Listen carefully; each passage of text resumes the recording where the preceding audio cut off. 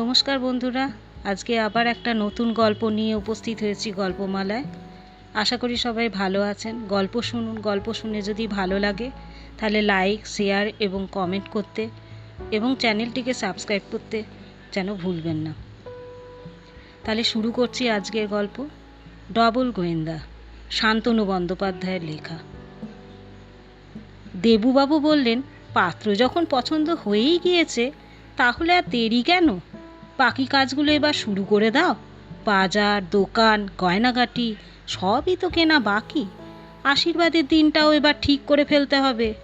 Ruby দেবী বললেন, এই না হলে পুরুষের বুদ্ধি। শোনো, একটা বিয়ে ঠিক হলো লক্ষ লক্ষ কথার পর ঠিক হয়। এই তো সবে একটা সৎ পাত্রের খোঁজ মিলেছে, পাত্রীটিকেও অবশ্য ওদের মনে ধরেছে। এবার তোমার কাজ হলো পাত্রটি সম্পর্কে বিশদে জানা।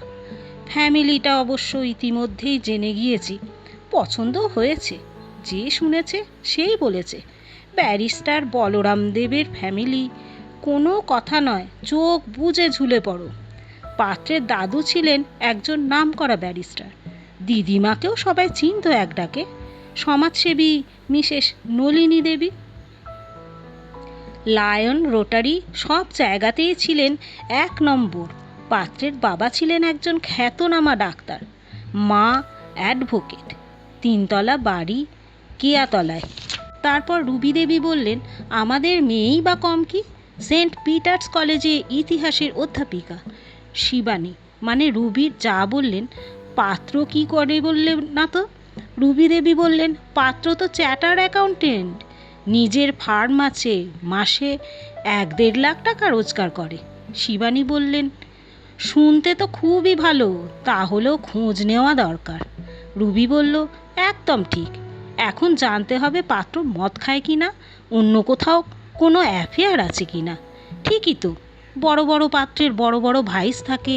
পাত্রীর সেগুলো পছন্দ না হলে মানুষজন বলে, ওরে ওগুলো মেয়ে নে, ছেলেদের অমন একটু আধটু দোষ থাকতেই পারে। শিবরা ওদের সামনে বসে বসে মা কাকিমার কথা শুনছিল। হঠাৎ বলে উঠল, সব সহ্য হবে, খালি আমার ভাগিদার কেউ না থাকলেই হলো। ওই একটা জিনিস আমার অসহ্য, সেই রকম কেউ থাকলে কিন্তু আমি নেই, ঠিক পালিয়ে আসবো এবং আবার তোমাদের ঘাড়ে চেপে বসবো। শিবানী বললেন, এইসব ফ্যামিলিতে তেমন কোনো চান্স থাকে না। ভয় পাসনি, পাত্র নিজেও একজন কেউকেটা। ঠিকই। সুবি বলল, দাদা রাজি হয়েছে? হয়েছে, কিন্তু তুমি তো তোমার দাদাকে চেনো, কাউকে অবিশ্বাস করতে জানে না। না না, তা বললে হবে না। মেয়ের বিয়ে দিতে অত তাড়াহুড়ো করলে হয় না। তারপর দেবীবাবুকে বললেন, কালই তুমি যাবে সুজয়ের ফার্মে, ভালো করে খোঁজ নিয়ে আসবে দাদা। পরের দিন দেবীবাবু বাড়ি ফিরতেই রুবি বললেন, গিয়েছিলে সুজয়ের ফার্মে? গেলুম তো, দেখে শুনে সবই মনে হলো খুবই ভালো। ওর ফার্মটা যেমন সাজানো গোছানো, তেমনি ভিড়। শুনলাম ওরা সবাই নাকি ওর ক্লায়েন্ট। বোঝাই গেল সুজয় একজন বড় দলের চ্যাটার্ড অ্যাকাউন্টেন্ট। সিগারেট, মদ, গার্লফ্রেন্ড এসব সম্পর্কে কিছু জানা গেল? ধুস, কী যে বলো, প্রথম দিনের আলাপে ওসব আবার কাউকে জিজ্ঞাসা করা যায় নাকি? তা বললে হবে? যার সঙ্গে মেয়ের বিয়ে দেবে তাকে ভালো করে জেনে নেবে না? না না, তুমি বরং আবার যাও, এবার থেকে ঘন ঘন যাওয়া শুরু করো। আলাপ তো হয়েই গিয়েছে, দরকার হলে ওর ক্লায়েন্টদের মাঝে গিয়ে বসে থেকো, শোনার জন্য তারা সব ওর নামে কেমন কি বলছে। এত সব আমি পারবো না, দেবীবাবু রেগে উঠলেন। তোমাদের যত সন্দেহবাতি, শেষে তোমাদের সন্দেহ মেটাতে পাত্রটাই যাবে হাতছাড়া হয়ে। যেতে হয় তুমি যাও। রুবি দেবী সত্যিই চলে গেলেন পরের দিন। সন্দেহবাতিকের ভিকটিম তো, সন্দেহ মেটাতে এবার সব পারে। রুবি গিয়ে বসলেন ওয়েটিং রুমে 8-5 জন ক্লায়েন্টের সঙ্গে। কেউ চিনতেও পারলেন না তাকে, সঠিক বুঝতেও পারলেন না উনি ঠিক কে। খালি সুজয়ের বেয়ারা একটা স্লিপ দিয়ে রুবিকে বলল, এটা ভরে দিন ম্যাডাম। এতে একটা ছোট্ট স্লিপ, তাতে রুবি লক্ষ্য করলেন নাম, ঠিকানা, ফোন নম্বর লেখার জায়গা রয়েছে। ওপরে লেখা ভিজিটার স্লিপ। ক্রমে ক্রমে সুজয়ের ওয়েটিং রুমটা ভরে গেল। রুবি দেবী খেয়াল করলেন ক্লায়েন্টদের মধ্যে উনি একাই মহিলা, বাকি সবাই পুরুষ। তার মানে সুজয়ের মেয়ে ক্লায়েন্ট বেশ কম। রুবি দেবী মনে মনে শান্তি পেলেন। ব্যাপারটা উনি মনে মনে বেশ এনজয়ই করলেন। সন্দেহবাতিক মহিলাদের যেমন হয় আর কি। এমন সময় ঘটল সেই বিখ্যাত দুর্ঘটনা। হঠাৎ সুজয়ের ওয়েটিং রুমে ঢুকে পড়ল একটা মস্ত কালো কুকুর, গ্রেহাউন্ড। আর কুকুরটা ঘরে ঢুকেই সবাইকে ছেড়ে ঝাঁপিয়ে পড়ল রুবি দেবীর উপর। ওর দুটো মস্ত থাবা রুবির দু কাঁধের উপর ভর দিয়ে দাঁড়িয়ে পড়ল। রুবি দেবী অমনি ভয়ে কুঁকড়ে গিয়ে শটান শুয়ে পড়লেন মেঝের উপর। এক্কেবারে সম্পূর্ণ অজ্ঞান, অচৈতন্য। মুখ দিয়ে গাজলা বেরোচ্ছে, চোখ উল্টে গেছে। এ কি, এখানে আজ হঠাৎ কুকুর এলো কোথা থেকে? বিয়ারা নিমাই দারুণ অবাক, ক্লায়েন্টরাও সব অবাক। যারা পুরনো ক্লায়েন্ট তারা সব বলাবলি করতে লাগলেন, এ আবার কেমন কাণ্ড, এতদিন আসছি কখনো এমন ঘটেনি। নিমাই বলল, ঠিকই, ভাগ্যি সাহেব এখনো আসেননি, নইলে আজই আমার চাকরিটা যেত। একজন ক্লায়েন্ট উঠে দাঁড়িয়ে খেপে উঠলেন, উঠে বললেন, এটাকে এখানে আনলো কে? কুকুর নিয়ে অ্যাকাউন্টেন্টের চেম্বারে? আদিক্ষেতার আর শেষ নেই। এমন সময় সত্যিই যে কুকুরটাকে এনেছিল সে ওটাকে হিড়হিড় করে টানতে টানতে ঘরের বাইরে নিয়ে গেল। নিয়ে গিয়ে বলল, চল বাইরে চল। এখনও কোনো ট্রেনিংই হয়নি, আর পাঠিয়ে দিল ডিউটি করতে। অফিসের বাবুগুলো যেন কেমন। অফিস কথাটা শুনে নিমাই চমকে উঠে বললেন, কোন অফিস? একজন বলল, ওই গ্রেট ডিটেকটিভ। কথাটা বলেই লোকটা কুকুর নিয়ে যে কোথায় হাওয়া হয়ে গেল কে জানে। এমন সময় সুজয় ঘরে ঢুকে রুবি দেবীকে দেখে, ইনি কে, কী হয়েছে? জানি না, বোধ হয় আপনার কাছেই এসেছিল। নিমাই এবার সুজয়ের হাতে রুবির স্লিপটা ধরিয়ে দিল। সুজয় সেটার উপর চোখ বুলিয়েই বলল, এই তো ফোন নম্বর আছে, তবে আর কি। নিমাইকে বলল, ফোন করে জানিয়ে দে, বাড়ির কেউ এসে নিয়ে যাবে। এতক্ষণে রুবি সামলে নিয়ে উঠে বসেছেন। নিজেই বলে উঠলেন, না না, তার দরকার হবে না, হঠাৎ ভয় পেয়ে গিয়েছিলাম, এখন ঠিক আছি, নিজেই চলে যাব। ভয় পেয়ে গিয়েছিলেন কেন কেন? সুজয় জানতে চাইল। নিমাই বলল, হঠাৎ একটা কালো কুকুর এসে ওর কাঁধে হাত দিয়ে দাঁড়িয়ে পড়েছিল। কুকুর? কার কুকুর? এখানে কেন? সুজয় অবাক হয়ে জিজ্ঞাসা করল। নিমাই বলল, গ্রেট ডিটেকটিভের কুকুর। তাই? সুজয় ঠোঁটের কোণে মৃদু হাসি জড়িয়ে বলল, বুঝেছি, ঠিক আছে, ডাক। সুজয় গিয়ে বসল নিজের চেম্বারে। সন্ধে বাড়িতে রুবিকে দেখেই দেবীবাবু বললেন, এ কি, তোমায় অসুস্থ দেখাচ্ছে কেন? রুবি বললেন, অসুস্থ হব কেন, একটু বেরোতে হয়েছিল। রাস্তায় বেরোনোটা একদমই অনভ্যাস হয়ে গিয়েছে, তাই বোধ হয় পরিশ্রম একটু বেশি হয়ে গিয়েছে। থাকবে। কোথায় গিয়েছিলে? দেবীবাবু জানতে চাইলেন। রুবি চুপ করে রইলেন, কোনো উত্তর দিলেন না। এবার হঠাৎ খাটের উপর ধপ করে শুয়ে পড়ে বললেন, পাখাটা একটু জোর করে দাও তো। কেন কেন? পাখাটা জোর করতে হবে কেন? নিশ্চয়ই তুমি অসুস্থ। দেবীবাবু বললেন, যা বলার এখনই বলো, সন্ধে হয়ে গেলে কিন্তু আমি বেরোবো না। তোমাকে কোথাও যেতে হবে না, রুবি বললেন। আমি যা বলি তার উত্তর দাও তো। কি বলবে? দেবীবাবু বললেন। রুবি বলল, তুমি যে কাল গেলে সুজয়ের চেম্বারে, তখন কি খোঁজ নিয়েছিলে সুজয়ের গার্লফ্রেন্ড, মদ, সিগারেটের নেশা এসব কিছু আছে কি না? দোষ, কী যে বলো, কাল বললাম তো, প্রথম দিনের আলাপে ওর কথা তোলা যায় না। দেবীবাবু বিরক্ত হলেন। তা বললে হবে? যার সঙ্গে মেয়ের বিয়ে দেবে তাকে ভালো করে জেনে নেবে না? যেতে হয় এবার তুমি যাও, ক্লায়েন্টের মাঝে ক্লায়েন্ট সেজে গিয়ে বসে থাকো। আবার কথাটা বলেই রুবি ঢোক গিললেন। দেবী বললেন, মানে তুমি কোনো দিন গিয়েছ নাকি? রুবি কথাটা ঘুরিয়ে নিয়ে বললেন, দুর্গা প্রতিমার মতো মেয়েটাকে আমার হাত পা বেঁধে ভাসিয়ে দিতে পারবে, কিন্তু পাত্রকে চিনতে একটু প্র্যাকটিক্যাল হতে পারবে না? সাধে কি আমার রাগ হয়? শিবটা বলল, আমি কিন্তু গুগলে খোঁজ নিয়েছি, দেখলাম পাত্র সম্পর্কে যা শোনা যাচ্ছে তার চেয়ে অনেকটাই বেশি। তাই? দেবীবাবু বললেন, কেমন কি জেনেছিস শুনি? শিবটা বলল, ও যেমন তেমন চার্টার্ড নয়, লন্ডন থেকে পাশ করা চার্টার্ড। বলিস কি? দেবীবাবু এক্সাইটেড হয়ে উঠলেন। তাছাড়া উনি একজন সাহিত্যিক, লেখালেখির সুবাদে প্রচুর পুরস্কারও পেয়েছেন। পুলিশ কি? দেবীবাবু অবাক হয়ে বললেন, এসব তো কিছুই জানা ছিল না। হ্যাঁ, গুগলে দেখলাম, তাই লেখা আছে।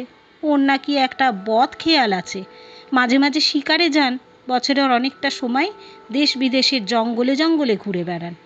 রুবি বলল, জঙ্গলে জঙ্গলে ঘুরে? তার মানে তখন মদ টদও খায়? তুমি বরং ভালো করে খোঁজ নাও গো, বিলেত ফেরত চাটার, অত যার রোজগার, তার তো 5 রকম ভাইস থাকতেই পারে। দেবীবাবু বললেন, আমি তো ওর চেম্বারে 1 ঘন্টা মতন ছিলাম, তার মধ্যে ওকে একটা সিগারেটও খেতে দেখিনি। দেবীবাবু বললেন, যাকগে, আমি বরং কাল তোমার সন্দেহ মেটাতে গ্লোব ডিটেকটিভ সেন্টারে যাব। ওদেরই বরং ফিস দিয়ে এনগেজ করব, ওরা সঠিক অনুসন্ধান করে রিপোর্ট দেবে, পারলে ওরাই পারবে। আসলে দেবীবাবু ডিটেকটিভ এজেন্সির শরণাপন্ন হয়েছিলেন কয়েকদিন আগেই, কিন্তু সেটা বাড়িতে বলেননি। স্ত্রী যা সন্দেহবাতিক, শুনে হয়তো নতুন ফরমান দেবেন। গ্লোব ডিটেকটিভ সেন্টারে গিয়ে দেবীবাবু আলাপ হয়েছিল সন্ধান মুখোপাধ্যায়ের সঙ্গে, গ্লোবের চিফ ম্যানেজার। সন্ধানবাবু বললেন, হয়ে যাবে, চিন্তা করবেন না। কত দিতে হবে? দেবীবাবু প্রশ্ন করলেন। সন্ধানবাবু বললেন, আপনার কেমন রিপোর্ট চান? হিউম্যান সার্চ, না ডগ সার্চ, না সার্চ রিপোর্ট, নাকি দুটোই? দেবীবাবু বললেন, হিউম্যান সার্চটা তো বোঝা গেল, কিন্তু ডগ সার্চটা কি? সন্ধানবাবু বললেন, বুঝলেন না, আমাদের কটা সন্ধানী কুকুর আছে, তাদের দিয়েও আমরা প্রয়োজনে তদন্ত করাই। এমন সময় সন্ধানবাবু ঘরের কোণে একটা বিশাল কালো কুকুর বসেছিল, সেটা বিকটভাবে ডেকে উঠল। দেবীবাবু বললেন, কুকুরটা হঠাৎ অমন ডেকে উঠল কেন? ও তো আমাদের একটা সন্ধানী কুকুর, ওর গলায় সেন্সর ফিট করা আছে। যে পাত্রর সঙ্গে ওর কানেক্টেড, সে নিশ্চয়ই কোথাও একটা কেলো করেছে। ও অমনি তার খবর পেয়ে সংকেত দিল। এবার আমাদের ম্যান ফোর্স ছুটবে অনুসন্ধান করতে। দেবীবাবু বললেন, আশ্চর্য, সেটা কুকুরটাই ঘরে বসেই টের পেয়ে গেল? সন্ধানবাবু বললেন, না বুঝে উপায় কি ওর? এটা হলো ডিজিটালের যুগ, এই সব হলো ডিজিটাল ম্যাজিক। ও যে পাত্রটার খোঁজ রাখছে, তার সঙ্গে ওকে সেন্সর দিয়ে যুক্ত করা আছে, কিন্তু আমার হবু জামাইয়ের সঙ্গে একে কি করে সেন্সর দিয়ে যুক্ত করবেন, সেটা সব আপনাকে বলা যাবে না, টপ সিক্রেট। সেটা আপনি আমাদের উপর ছেড়ে দিন। আমাদের অনেক রকম পদ্ধতি আছে, যার সবটা আপনাকে বলা যাবে না মশাই। কত পড়বে? দেবীবাবু জানতে চাইলেন। সন্ধানবাবু বললেন, দুটো সার্চ রিপোর্টের জন্য টোটাল পড়বে 25,000 টাকা। 25,000? দেবীবাবু চমকালেন। আজ্ঞে। দেবীবাবু 7-5 ভেবে কিছুক্ষণ চুপ করে থেকে বললেন, ঠিক আছে, আমি রাজি। তাহলে পেমেন্টটা সেরে ফেলুন। ক্যাশে না চেকে? আপনি কি চান? দেবীবাবু বললেন, ক্যাশ দিলেই ভালো হয়, কাল থেকেই কাজ শুরু হয়ে যেত। এবার আপনি বরং কালপ্রিটের ডিটেলসটা দিন। দেবীবাবু সুজয়ের ডিটেলস জানালেন। সন্ধানবাবু বললেন, হয়ে যাবে, এইসব মানুষের খোঁজ পেতে বেশি দেরি হয় না। দিন 2 পরেই গ্লোবের সেন্সর সমৃদ্ধ কুকুর সুজয়ের চেম্বারে গিয়ে হাজির হলো। ঘটনাচক্রে সেদিনই সুজয়ের চেম্বারে গিয়েছিলেন রুবি দেবী, এবং কী কুক্ষণে কুকুরটা থাবা বাগিয়ে রুবি দেবীর কাঁধে উঠে পড়ে। যাই হোক, 2 সপ্তাহ বাদে সন্ধানবাবু ফোন পেলেন দেবীবাবু। সব ঠিক আছে, আপনি এগোতে পারেন। কনফার্মেটিভ ফোন কল। বাড়িতে খুশির বন্যা। রুবি দেবী লেগে পড়লেন লোক নিমন্ত্রণের লিস্ট বানাতে। দেবীবাবু বেরিয়ে পড়লেন ভালো হল খুঁজতে। এমন একজন পাত্রের রিসেপশন তো জমকালো হওয়াই উচিত। বরের জন্য রিকুইজিশনটাও বানিয়ে ফেললেন। 2 জোড়া স্যুট, একটা উইন্টার, একটা সামার। ঘড়িটা অবশ্যই ফরেন মেড হতে হবে। সজ্জার অর্ডারটা দিয়ে যেতে হবে বিউটি ফার্নিচার, পার্ক স্ট্রিটে। শিপ্রা বলল, আমি দেখব না পাত্রকে? শিবানী বললেন, সে তো তোমাদের ব্যাপার। পাত্র পাত্রী দুজন দুজনকে দেখবে, ঘুরবে ফিরবে, হোটেল রেস্তোরাঁয় যাবে, খাবে দাবে, আলাপ করবে, মানে দুজন দুজনকে ভালো করে বুঝে সুঝে তারপরে বিয়ে করবে। শিবানী বলল, এ বিষয়ে আমি আর কি বলবো বলো, এসব তো তোমাদের যুগে ব্যাপার আমাদের যুগে এরকম ছিল না। দেখো তোমার বন্ধু বান্ধবদের সঙ্গে পরামর্শ করো। পরের দিনই শিপ্রা গিয়ে হাজির হলো 10/2/3 ওল্ড কোর্ট হাউসের স্ট্রিটে মিস্টার সুজয় রায়ের চেম্বারে। সঙ্গে মিতা শুক্লা ওর 2 প্রাণের বন্ধু। সুজয় বলল, আসুন আসুন, বসুন, আমিও আপনাকে মনে মনে খুঁজছিলাম। শিপ্রা বুঝল সুজয় ওকে চিনে ফেলেছে। আপনি কি বিষয়ে পড়ান? সুজয় জানতে চাইল। শিপ্রা বলল, ইতিহাস। কোথায়, কোন কলেজে? শিপ্রা থতমত খেয়ে বলল, Saint Peter's Memorial College. Sujoy বলল, কলেজটার বেশ সুনাম আছে, নাম শুনেছি। শিপ্রা বলল, 150 বছরের পুরনো। কলেজটা ঠিক স্থাপিত হয়েছিল কবে বলতে পারেন? মানে কোন সালে? শিপ্রা তাকালো মিতার দিকে, মিতা শুক্লার দিকে। সুজয় বলল, সঠিক সাল তারিখটা বলতে হবে কিন্তু। শিপ্রা বলল, একদম সঠিক? সুজয় বলল, হ্যাঁ, একদম সঠিক। আপনি জানেন উত্তরটা? অবশ্যই, এই তো আমার স্মার্টফোনে দেখিয়ে দিচ্ছে উত্তরটা। শিপ্রা বলল, পারবো না, সরি। পাশ থেকে মিতা বলল, আমরা কিন্তু এসেছিলাম আপনার কাছে একটা আর্জি নিয়ে। কি আর্জি, বলে ফেলুন। আমাদের ইচ্ছা আপনি আমাদের সঙ্গে একদিন লাঞ্চ করুন। কোথায়? সুজয় জানতে চাইল। শিপ্রা বলল, ক্যালকাটা ক্লাবে। ক্যালকাটা ক্লাবে মানে তো সেই চৌরঙ্গিতে। আপনি কি ওখানকার মেম্বার নাকি? না না, মিতা বলল, ও নয়, ওর বাবা মেম্বার। ঠিকই শুনেছিলাম, উনি ওখানে একজন খুব পুরনো মেম্বার। হ্যাঁ, তা 40 বছর হবে। শুনেছি উনি রোজই ক্লাবে যান। সুজয় বলল। শিপ্রা বলল, হ্যাঁ, সন্ধে হলেই বাপি ক্লাবে যান। ক্লাবে যেতে উনি খুব ভালোবাসেন। কিন্তু উনি অত ড্রিঙ্ক করেন কেন? ওর তো ডায়াবেটিস আছে। আপনি কি করে জানলেন? শিপ্রা অবাক।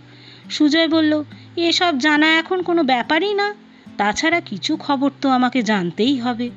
ওর মেয়ের সঙ্গে আমার একটা সম্পর্ক হতে চলেছে।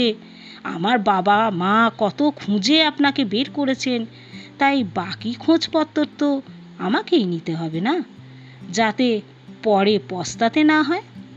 কে বলল আপনাকে? শিপ্রার প্রশ্ন। কে আবার? যাকে, উনিও আমার খোঁজ নিতে গ্লোব ডিটেকটিভ এজেন্সিকে লাগিয়েছিলেন। শিপ্রা অবাক হয়ে বলল, আপনি তাও জানেন? শুনলাম উনি রোজ 4 প্যাকেট করে সিগারেট খান। শিপ্রা বলল, ওফ, তার মানে আপনিও গ্লোব ডিটেকটিভ এজেন্সিকে লাগিয়েছিলেন? না না, আমি গ্রেট ডিটেকটিভে গিয়েছিলাম। তবে ওরা সবাই সবাইয়ের খুব ঘনিষ্ঠ, একে অপরের তথ্য দিয়ে সাহায্য করে আর কি। গ্লোব ডিটেকটিভের কুকুরটা আমার অফিসে ঢুকে সেদিন এমন ঝামেলা করলো। সুজয় একটু থেমে বলল, শুনলাম আপনাদের ফ্যামিলিতে অ্যাজমা আছে। শিপ্রা বলল, হ্যাঁ, আমার মা ভোগেন অ্যাজমাতে। সুজয় বলল, এটা একটা বিচ্ছিরি রোগ, ভীষণভাবে রান করে ফ্যামিলিতে।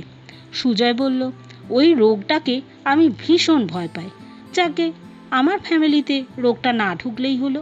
মিতা বলল, আমাদের রিকোয়েস্টটা কি রাখা যাবে? সুজয় বলল, যেতে পারে, যদি আপনারা সবাই মিলে বলতে পারেন সেন্ট পিটার্স কলেজটা কবে স্থাপিত হয়েছিল। মিতা বলল, মনে পড়ছে না। শিপ্রা বলল, আমারও তাই। তাহলে? সুজয় একটু থেমে বলল, আজ এই অবধিই থাক। আমিও ঠিক বলতে পারছি না কবে আপনাদের পার্টিতে জয়েন করতে পারবো। আপনারা বরং আজ আসুন। মিতা সুজয়ের চেম্বার থেকে বেরিয়ে বলল, উফ, এ কি সাংঘাতিক লোক রে! তুই বেঁচে গেলি, ভাগ্যিস এসেছিলি আজ। এমন লোকের সঙ্গে বিয়ে হলে। শিপ্রা বলল, আমার কিন্তু খুব ইচ্ছা ছিল এমন একজনকেই বিয়েটা করব। তাছাড়া। শিপ্রা চুপ করে গেল। কী রে, থামলি কেন? মিতা প্রশ্ন করল। শিপ্রা বলল, লোকটা বেশ একাডেমিক আর দেখতেও ভারী সুন্দর। যাকগে। মিতা বলল, ওসব ছাড়, আগে বাবাকে ফোন কর, জানা বিয়েটা হচ্ছে না। উনি তো গিয়েছেন স্যুটের কাপড় কিনতে। ধন্যবাদ।